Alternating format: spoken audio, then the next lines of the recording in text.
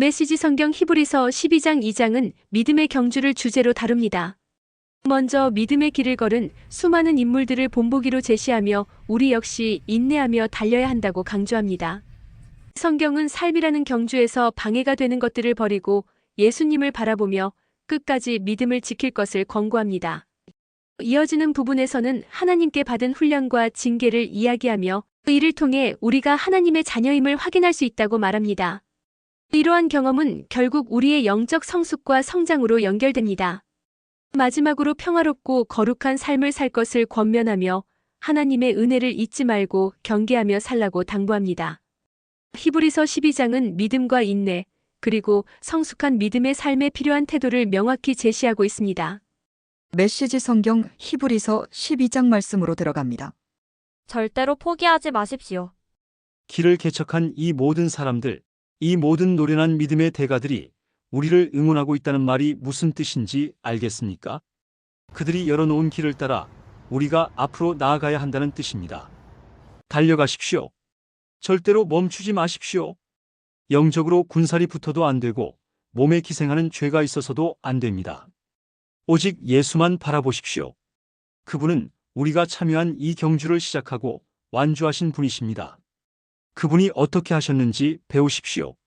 그분은 앞에 있는 것, 곧 하나님 안에서 그리고 하나님과 함께 결승점을 지나는 기쁨에서 눈을 떼지 않으셨기에 달려가는 길에서 무엇을 만나든 심지어 십자가와 수치까지도 참으실 수 있었습니다.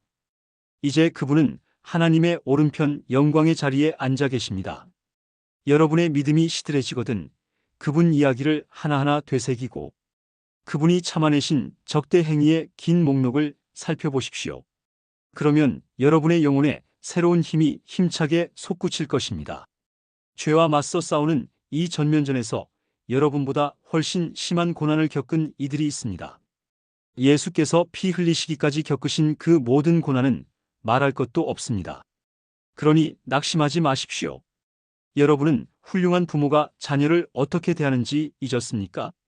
하나님께서 여러분을 자녀로 여기신다는 것을 잊었습니까? 나의 사랑하는 자녀야, 하나님의 훈련을 가볍게 여기지 말고 그분의 훈련을 받을 때 낙심하지 마라. 그분은 사랑하는 자녀를 훈련하시고 품에 안으신 자녀를 징계하신다. 하나님께서 여러분을 훈련하고 계십니다. 그러니 절대로 도중에 포기하지 마십시오. 하나님은 여러분을 사랑하는 자녀로 대하십니다. 여러분이 겪는 이 고난은 벌이 아니라 자녀라면 당연히 겪게 마련인 훈련입니다. 무책임한 부모만이 자녀를 제멋대로 살게 내버려 둡니다. 하나님이 무책임한 분이시면 좋겠습니까? 우리가 부모를 존경하는 것은 그들이 우리를 버릇없게 놔두지 않고 훈련하기 때문입니다.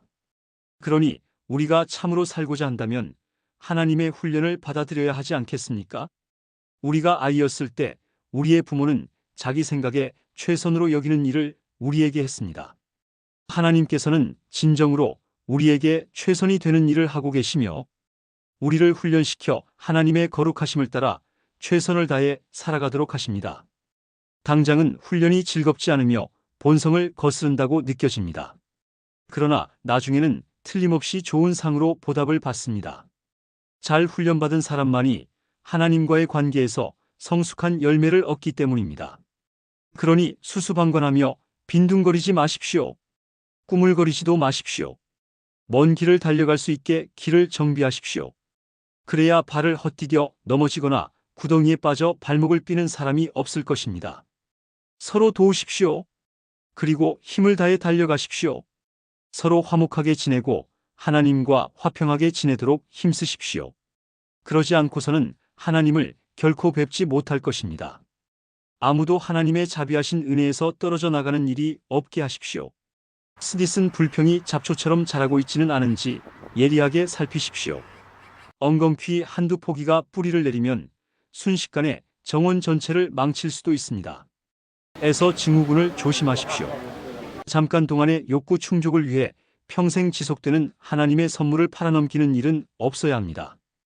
여러분도 아는 것처럼 에서는 나중에 자신의 충동적인 행동을 뼈저리게 후회하고 하나님의 복을 간절히 원했습니다.